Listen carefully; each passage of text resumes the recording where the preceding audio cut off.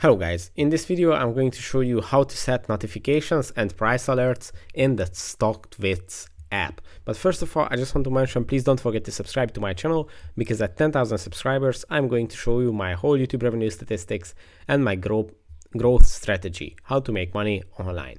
So let's jump into it. First, open the app, then go to the menu here on the top, and then to the settings.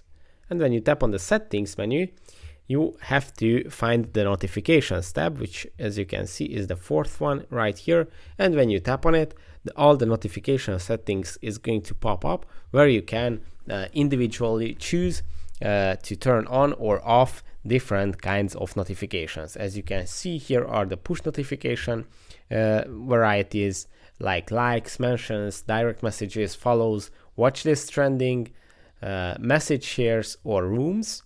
Here are the email notifications, so you can receive emails regarding all these sections, and obviously in-app notifications like mentions, likes, mentions, direct messages, and reshares.